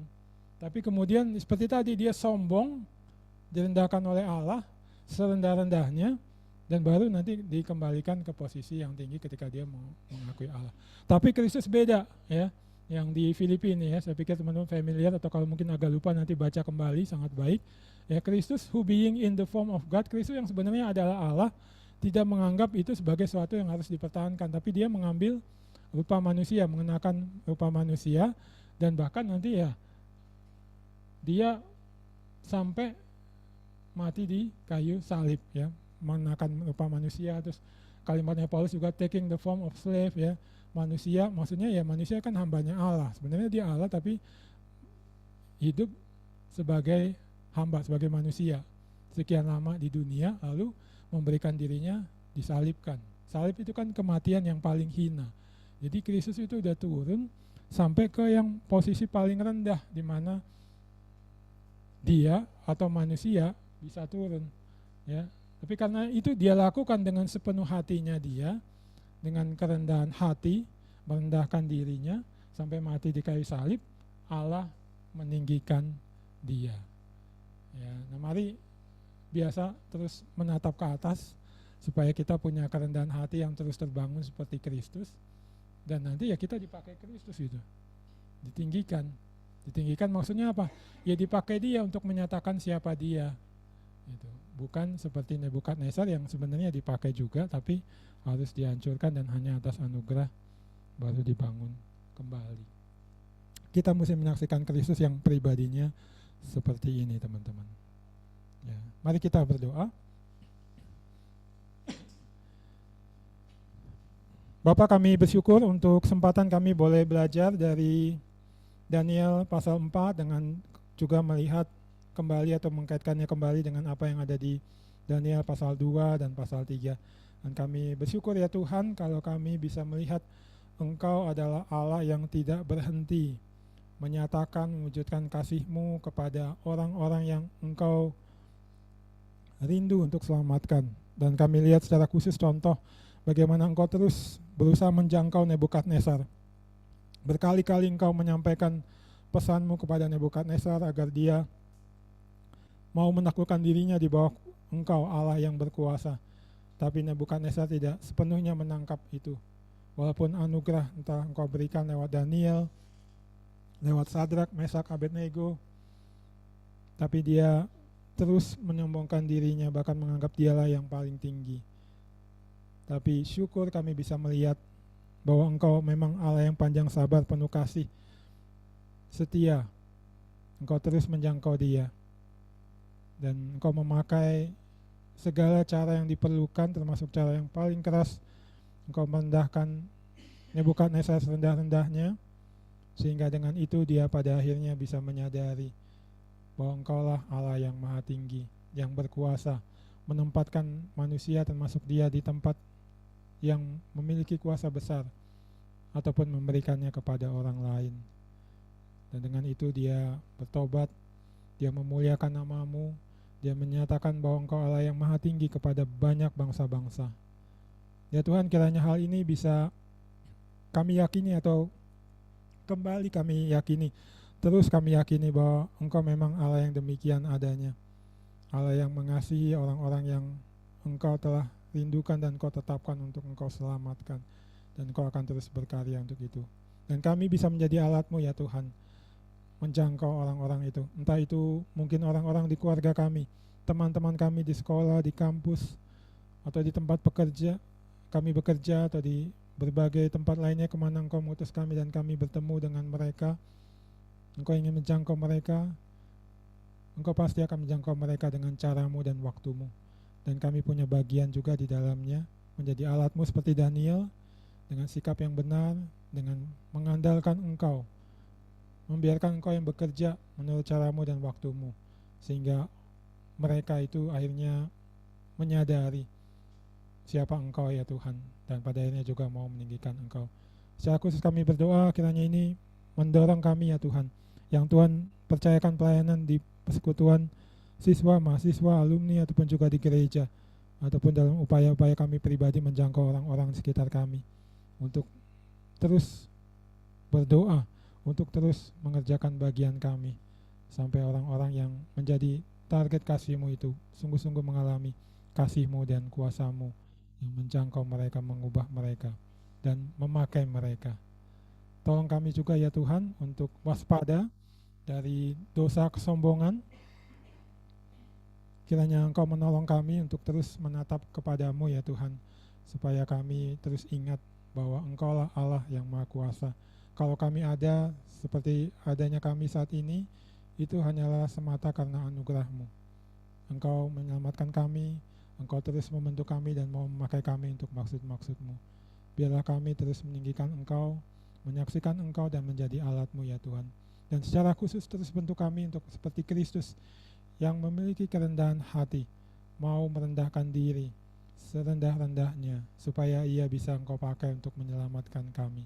Biarlah kami juga mau memiliki kerendahan hati seperti Kristus ini ya Tuhan, merendahkan diri menjadi alat-Mu.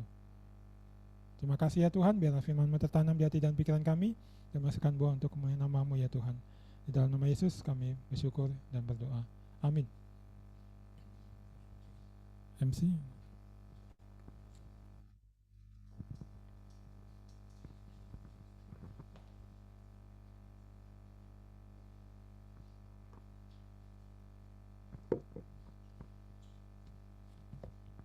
Terima kasih untuk firman-Nya. Saatnya kita akan mendengarkan warta. Kepada Kak Desi dipersilakan.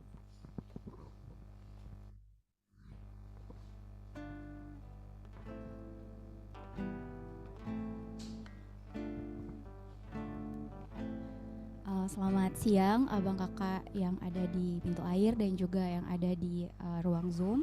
Kita bersyukur hari ini bisa kembali menikmati Bible Study bersama, melanjutkan eksposisi dari kitab Daniel.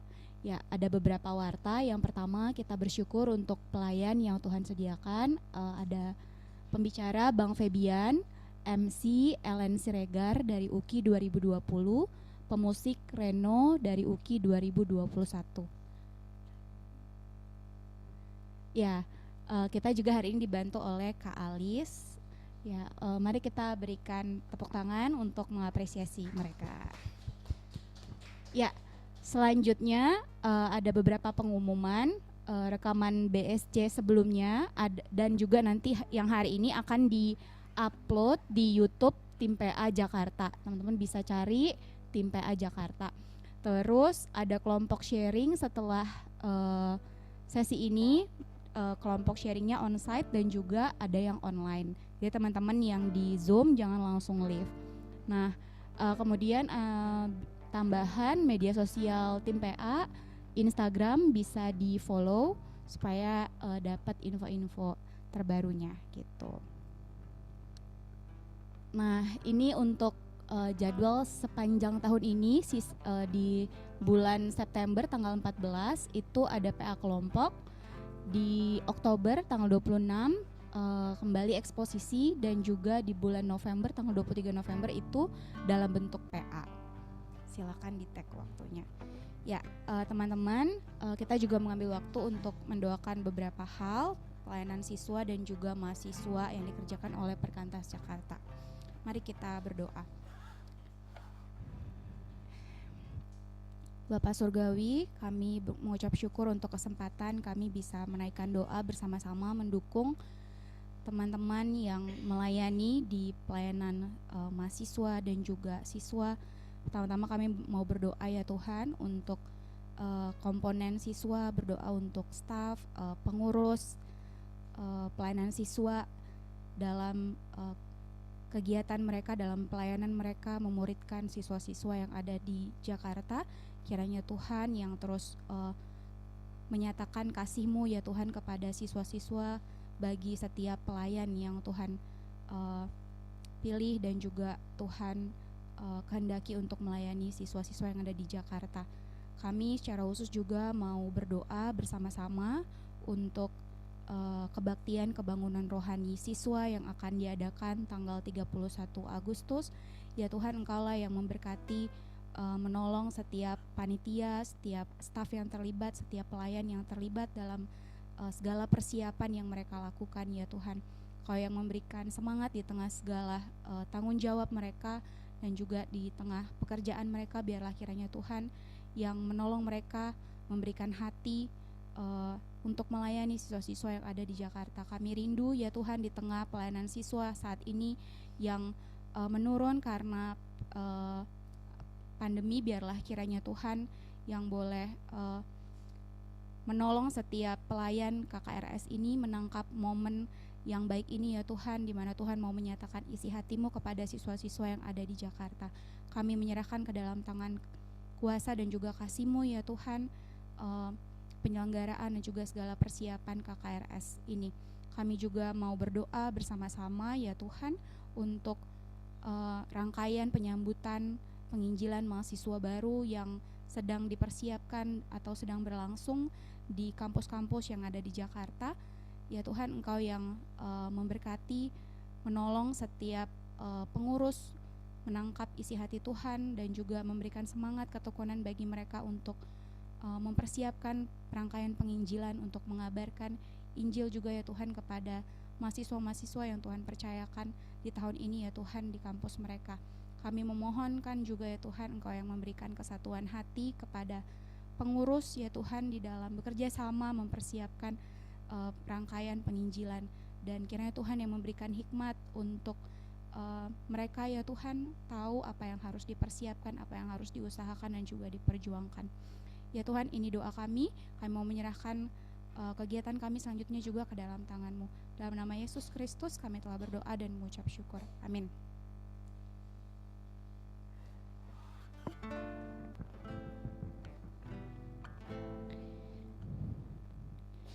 Ya teman-teman, dari firman yang disampaikan tadi gitu ya, aku mau coba menyimpulkan gitu ya, kalau ya terkadang kita menyadari bahwa dalam perjalanan hidup ini kita hampir sama seperti Nebukadnezar gitu ya, yang tidak pernah atau yang mungkin tidak peka akan pesan Allah yang disampaikan kepada kita. Namun Allah tetap setia menunjukkan kasih karunia-Nya kepada kita, memanggil kita dan membawa kita kembali kepada tujuan hidup yang benar. Sehingga kita hidup bukan untuk diri kita, namun hidup untuk Yesus.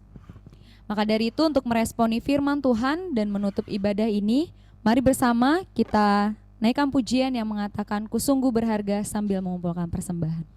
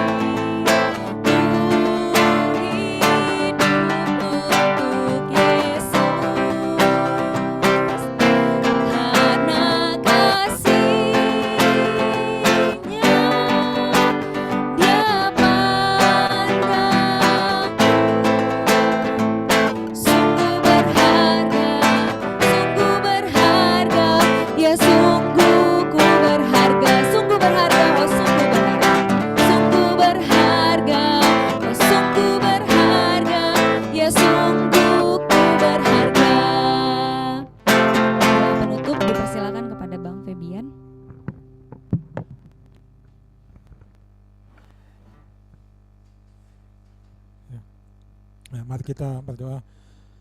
Seperti yang kami nyanyikan tadi ya Tuhan, sungguhnya hidup kami yang berdosa dan sungguhnya layak dibuang dari-Mu, tidak berhak mengklaim sesuatu dari Engkau, tapi atas kasih-Mu, Engkau menyelamatkan kami, mengubah kami menjadi satu pribadi yang baru, karena kami berharga di mata-Mu.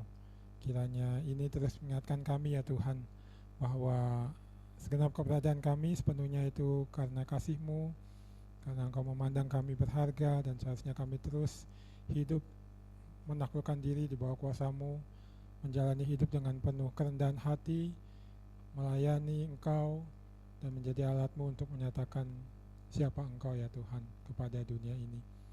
Dan biarlah kami benar-benar menjadi alat-Mu ya Tuhan, untuk terus menjangkau orang-orang yang belum mau menaklukkan dirinya di bawah kuasa-Mu. Selain tentunya kami sendiri juga senantiasa mau menaklukkan diri di bawah kuasa-Mu, sehingga hidup kami menjadi satu kesaksian bahwa Engkaulah Allah yang maha tinggi, dan kepadamu lah setiap orang seharusnya menaklukkan diri, bukannya meninggikan diri mereka. Makasih ya Tuhan untuk kesempatan kami bisa kembali sama-sama belajar firman-Mu dalam Bible Study Club hari ini. Kiranya Tuhan memimpin, menolong kami untuk menerapkan firman-Mu di dalam hidup kami masing-masing, sebagai pribadi-pribadi ataupun sebagai komunitas murid Kristus di mana Tuhan tempatkan kami. Dan berdoa juga Tuhan tolong kami untuk nantinya kembali sama-sama belajar dari bagian selanjutnya kitab Daniel dalam Bible Study Club berikutnya di bulan depan. Di dalam nama Yesus kami bersyukur dan berdoa. Amin. Cuma dipersilakan duduk kembali, mengambil sikap saat teduh.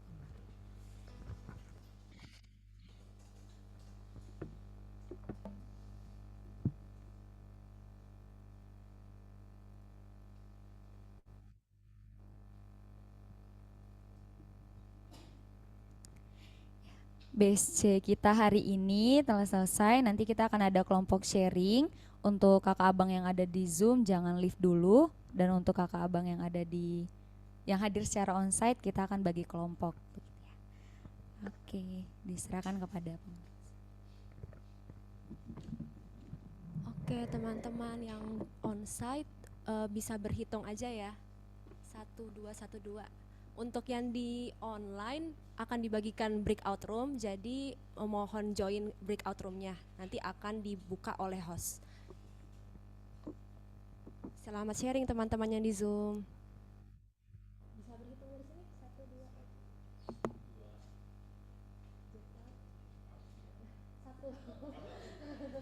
Cuma 2 kelompok yang di sini.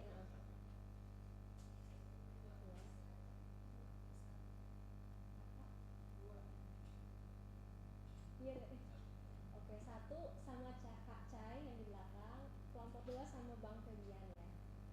Oke, mungkin bisa mulai